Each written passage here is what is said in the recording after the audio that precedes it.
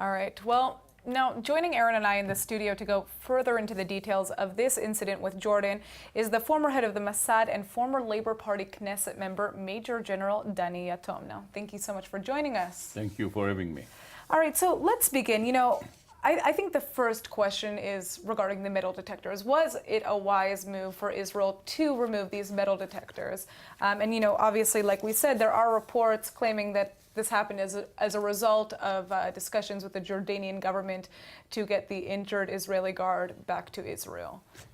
Yes, even though the Israeli government does not admit that there is a connection between solving the crisis in Jordan, the shooting and the stabbing before the shooting, and the crisis around the Temple Mount, I think that there is a connection. And I think that it was a formula, like a package deal, while the Jordanians will allow the security men that previously they demanded to inquire to leave Jordan to Israel. And few hours later, the Israeli cabinet will decide to remove the metal detector gates. And this is what happened. I think that there is a connection. Now, we're hearing ministers here already speak out against the move. Do you think that it was wise for it to have taken place in the first place? Look, it is not that simple to assess the situation, and it is not that simple at all to foresee what are going to be the implications of such a move. But I think that the cabinet, at the first place, had to listen more carefully to the Shabak, to the Israeli security service or organization, the one who is responsible to follow, so to speak, the Palestinians.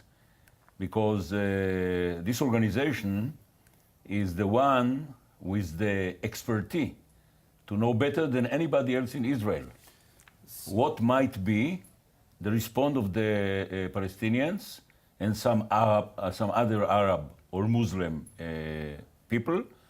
And as far as I understand from the free media, the open media, the recommendation in the first place, both by the Israeli Defense Forces and by the Israeli Security Organization, the recommendation was not to install, not to deploy those gates, right, because they foresaw that what happened later would occur. Now, Aaron, we have about a minute and a half. So I wanted to touch upon the 1994 treaty really quickly.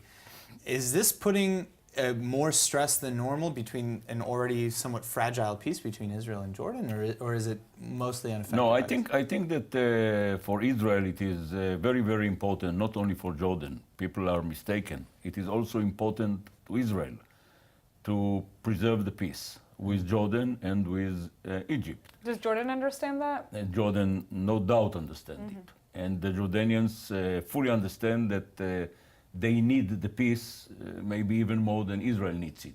But I say that we need it, at least as the Jordanians need it, because it is a strategic cornerstone in our strategic situation, and also in the strategic situation of the Jordanians. So we have 10 seconds left in our interview, but do you think that there is going to be an impact, a negative impact on Jordanian and Israeli relations? No, I don't think so. I think that this crisis is solved. No.